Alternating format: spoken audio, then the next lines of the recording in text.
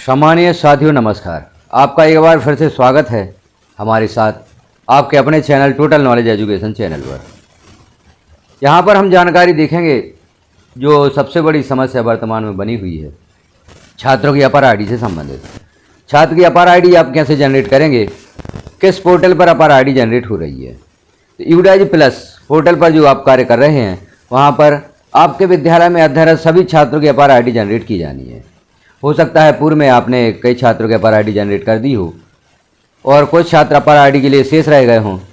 तो हम देखते हैं आप अपर आईडी किस प्रकार से जनरेट करेंगे। किसी भी ब्राउज़र पर सर्च करें यूडाइज प्लस, जैसे हमने सर्च किया। अब यहाँ साइट देख रहे हैं आप udijplus.gov.in, इस पर क्लिक कर दें।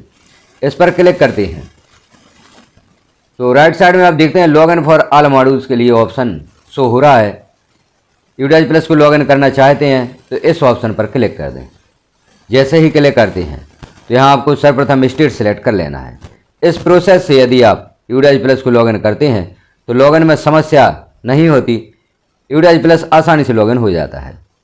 अब देखें यहाँ पर विभिन्न मॉड्यूल्स लॉगिन करने के लिए ऑप्शन उपलब्ध हुआ है। प्रत्येक मॉड्यूल के सामने लॉगिन का बटन बना हुआ है। जिस मॉड्यूल को लॉगिन करना चाहते हैं उसे लॉगिन कर सकते हैं। जैसे स्टूडेंट मॉड्यूल को आप लॉगिन करना चाहते हैं तो स्टूडेंट मॉड्यूल के सामने जो लॉगिन का बटन है इस पर क्लिक कर दें। अब इस पर क्लिक करेंगे तो यहाँ लॉगिन के लिए ऑप्शन उपलब्ध हो जाता है। पूर्व से आप लॉगिन करते आए हैं। यूजर नेम में विद्यालय का डाइस कोड लिखें, पासवर्ड लिखें और यहाँ कैप्चा फिल कर दें। जैसे यहाँ पर यूजर नेम लिख दिया गया है, पासवर्ड लिख दिया गया है। अब आपको कैप्चा फिल कर देना है। तो यहाँ कैप्चा जैसा दिया है वैसा ही आपको यहाँ फिल कर देना है और साइन इन पर क्लिक कर दें। अब साइन इन पर क्लिक करते हैं तो यहाँ देखें सत्र ओपन हुए हैं और यहाँ पर एक और नया बॉक्स दे दिया गया है। यहाँ पर कुछ परिवर्तन किया गया है नोटिफिकेशन का, चूँकि नोटिफिकेशन अभी यहाँ प्रदर्शित नहीं हो रहे हैं लेकिन प्रदर्शित हों। तो देखते हैं यहाँ पर सत्र सेलेक्ट कर लें 2026-27। अब अपर आईडी जनरेट करना चाहते हैं किसी छात्र की तो लेफ्ट साइड में देख रहे हैं आप ऑप्शन अपर मॉड्यूल का, लिस्ट ऑफ ऑल स्टूडेंट के नीचे अपर मॉड्यूल का ऑप्शन है, इस पर क्लिक कर दें। इस पर क्लिक करते हैं तो जिस कक्षा के छात्र की अपर आईडी जनरेट करना चाहते हैं उस कक्षा को यहाँ पर सिलेक्ट करना होगा। जैसे हम करते हैं कक्षा 8 सिलेक्ट और यहाँ पर सेक्शन भी सिलेक्ट कर सकते हैं। गो पर क्लिक कर दें तो यहाँ देखेंगे कक्षा 8 के छात्रों की सूची ओपन हुई है। अब जिस छात्र की अपर आईडी आप जनरेट करना चाहते हैं तो आखिरी कॉलम में आप देख रहे हैं जनरेट का ऑप्शन उपलब्ध होगा। यदि जनरेट का ऑप्शन उपलब्ध नहीं होता तो छात्र की जनरल प्रोफाइल कंप्लीट कर दें तो यहाँ जनरेट का ऑप्शन भी आपको प्रदर्शित हो जाएगा। यदि यह जनरेट का ऑप्शन हाइड दिखाई देता है तो छात्र की प्रोफाइल कंप्लीट करनी होगी GPEPFP, तब यह जनरेट का ऑप्शन यहाँ पर शो होता है। क्योंकि यहाँ पर जनरेट का ऑप्शन शो हो रहा है, इस पर क्लिक कर दें। जैसे ही क्लिक करते हैं तो यहाँ छात्र की basic information of student age पर स्कूल रिकॉर्ड या स्कूल एडमिशन रजिस्टर के अनुसार यहाँ पर प्रदर्शित हुई है। तो इस जानकारी का मिलान कर लें, यह जानकारी क्या सही है और अपर आईडी आप कब जनरेट कर पाएंगे, जब यह जानकारी छात्र के आधार के अनुसार होगी। तो स्टूडेंट नेम आधार के अनुसार और डेट ऑफ बर्थ भी आधार के अनुसार होना चाहिए, जेंडर भी आधार के अनुसार और मोबाइल नंबर आप देख सकते हैं यहाँ पर मोबाइल नंबर भी दिया गया है।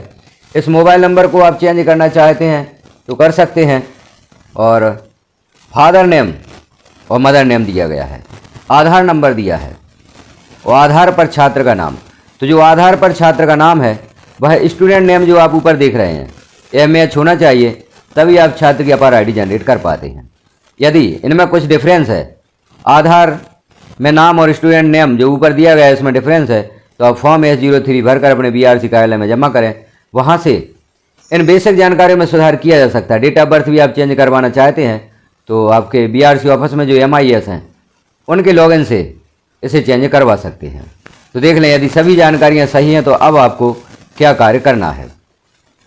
नीचे आप देखेंगे कंसेंट दी गई है, कंसेंट बाय फादर मदर और legal guardian of student for upper ID generation. यहाँ पर आपको जानकारी भर देना है। तो आई यहाँ पर छात्र के फादर या मदर या जो भी लीगल अभिभावक हैं उनसे संबंधित जानकारी आपको भरना है। तो भरते हैं हम जानकारी यहाँ पर, अर्थात अभिभावक या पिता माता की सहमति। तो आई यहाँ पर लिखें आप पिता माता या अभिभावक का नाम। यहाँ पर छात्र से संबंधित जानकारी नहीं भरी जानी है, यहाँ पर छात्र के जो अभिभावक हैं उनसे संबंधित जानकारी भरी जाएगी। तो यहाँ लिखा हमने पिता का नाम, इनसे संबंध लिखें।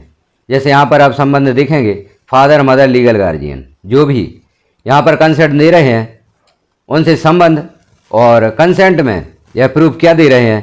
तो यहाँ पर जैसे आधार, पैन, एपिक या वोटर आईडी, ड्राइविंग लाइसेंस या पासपोर्ट कुछ भी दे सकते हैं।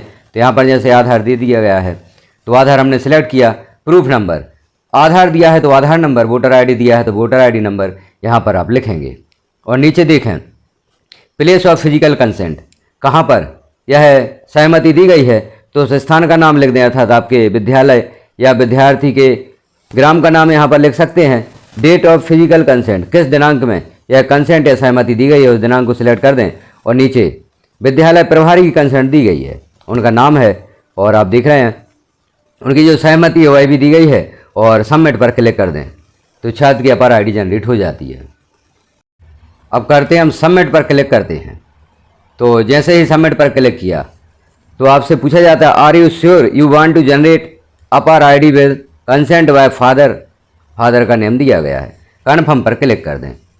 कन्फर्म पर क्लिक करेंगे तो यहाँ देखेंगे request for APAR ID has been submitted successfully, APAR ID will be generated within few hours, अर्थात आपकी जो रिक्वेस्ट है अपार आईडी के लिए वह सबमिट हो गई है।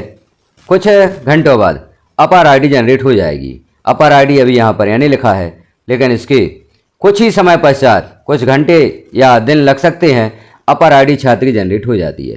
तो यह फुल प्रोसेस होगी किसी भी छात्र की अपार आईडी जनरेट करने संबंधित। तो जानकारी आपने देखी, जानकारी कैसी लगी कमेंट में एक बार अवश्य बताएं, और जानकारी को अन्य साथियों में शेयर अवश्य करें, क्योंकि अभी भी अपार आईडी जनरेट करने से संबंधित कई साथियों को प्रॉब्लम आ रही है, तो उनकी समस्या का समाधान हो सके। धन्यवाद।